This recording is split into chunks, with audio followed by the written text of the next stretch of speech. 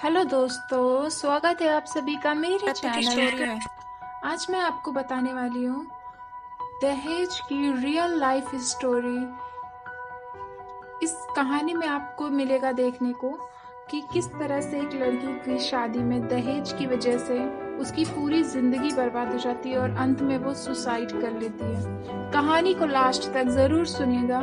कहानी शुरू करते हैं। शादी एक ऐसा बंधन है जिसमें हर लड़का लड़की बंधना चाहते हैं। आज के समय में लड़का हो या लड़की, हर कोई अपनी पसंद की शादी करना चाहते हैं। आज का युवा लव मैरिज में ज्यादा विश्वास रखता है और वहीं कुछ ऐसे भी हैं जिन्हें अरेंज मैरिज ही ठीक लगती है। शादी भले ही कोई सी भी हो, जरूरी है कि आप उस रिश्ते को दिल से निभाएं।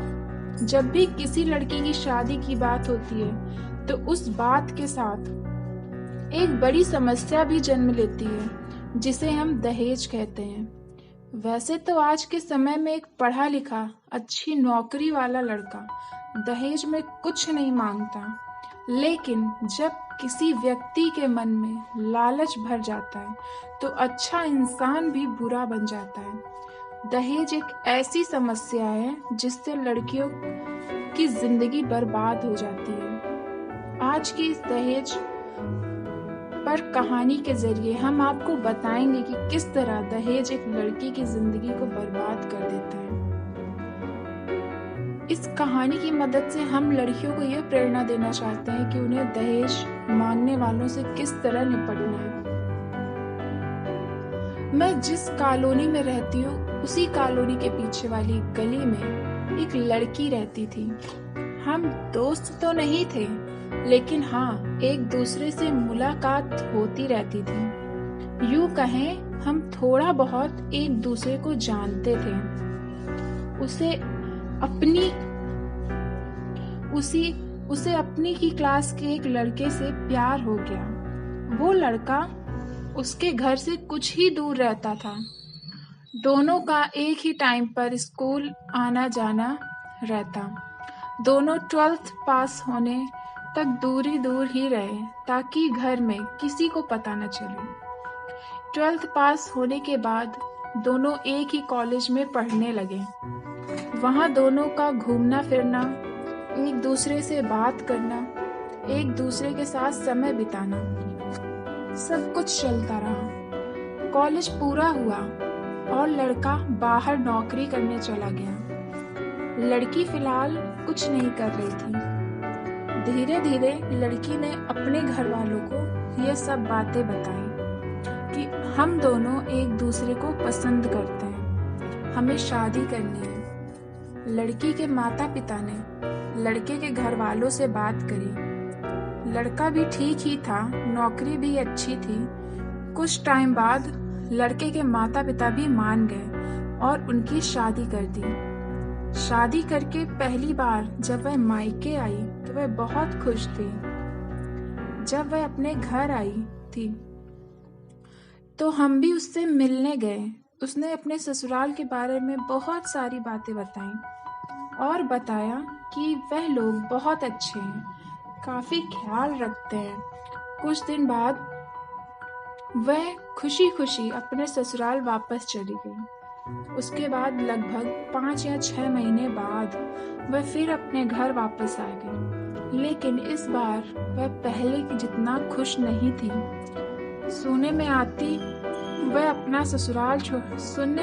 कि वह अपना ससुराल छोड़कर आ गई है। उसके ससुराल वाले दहेज मांग रहे थे और बार बार उसे परेशान कर रहे थे। यह बात पूरी कॉलोनी में होने लगी कि शादी तो अपने मन की थी, लड़का भी अच्छा था, हमारा देखा हुआ था, वह दहेज के लिए कैसे बोल सकते हैं। शादी के वक्त और शादी से पहले तो उसने कुछ नहीं मांगा, इसकी तो अच्छी खासी नौकरी है। पर किसे पता, जिसे हम पहले से ही जानते हैं, जिससे हमने लव मैरिज की है, वह आगे चलकर हमारे साथ क्या करेगा, कैसा व्यवहार करेगा, या उसका मन किस तरह बदल जाएगा। किसी पर भी हमें अंधों की तरह भरोसा नहीं करना चाहिए। क्या करें, समाज है, लोगों की सोच है, कुछ भी हो सकता है। धीरे धीरे पता चला कि लड़का अपने लिए दहेज में स्कूटी मांग रहा है। किसी तरह लड़की वालों ने एक स्कूटी खरीद कर दी अपने दामाद को। कुछ समय बाद मामला शांत हो गया। कुछ समय बाद उस लड़की की एक बेटी हुई। बेटी के जन्म के बाद ही उस लड़के ने गाड़ी की मांग रख दी और कहने लगा कि हमारा परिवार बढ़ गया है, ऐसे में हमें एक गाड़ी की आवश्यकता है, मुझे गाड़ी दो। और फिर जब बात नहीं बनी तो वह लड़की अपनी बच्ची को लेकर अपने घर आ गई और वहीं रहने लगी। इसी तरह समय बीत गया और अपनी बच्ची को पालते पालते उसे 1.5 साल हो गए। सब कुछ सही चल रहा था। सबको लगा कि मामला इसी तरह निपट जाएगा, शायद एक दिन लड़का समझ जाएगा, अपनी पत्नी और बच्ची को वापस बुला लेगा। लेकिन ऐसा नहीं हुआ। कुछ दिन बाद खबर आई कि उस लड़की ने जहर खाकर आत्महत्या कर ली और अपना जीवन खत्म कर लिया। एक छोटी बच्ची बिना माँ के ही हो गई। 1.5 साल की बच्ची को क्या पता कि उसकी माँ उसे किस हाल में और कैसे छोड़कर चली गई। ऐसा करते वक्त उसे अपनी बच्ची का जरा भी ख्याल नहीं आया होगा कि नन्ही सी जान जो जानती नहीं वह कैसे रहेगी। पर क्या करें, किसी की गंदी नियत या किसी की लालच भरी नियत ने कई जिंदगियों को बर्बाद कर दिया।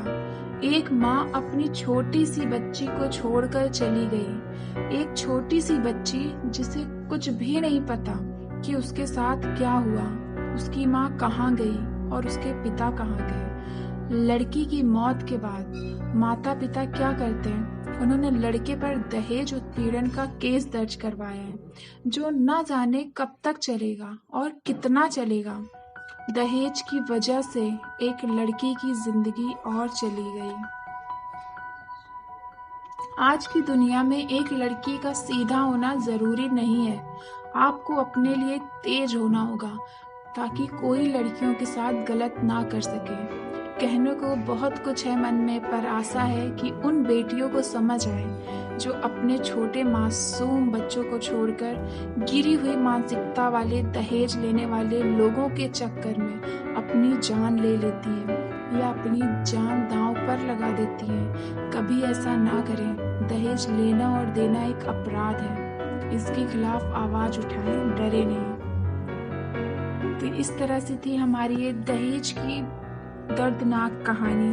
अगर आपको ये स्टोरी अच्छी लगी हो, कहानी अच्छी लगी हो, तो प्लीज़ शेयर ज़रूर कीजिएगा, लाइक कीजिएगा। और आगे आप मेरे ऐसे ही वीडियोस देख सके तो इसके लिए प्लीज़ चैनल को सब्सक्राइब कीजिए, बेल आइकन को टच कीजिए। आपसे फिर मिलेंगे नेक्स्ट वीडियो में। तब तक के लिए धन्यवाद।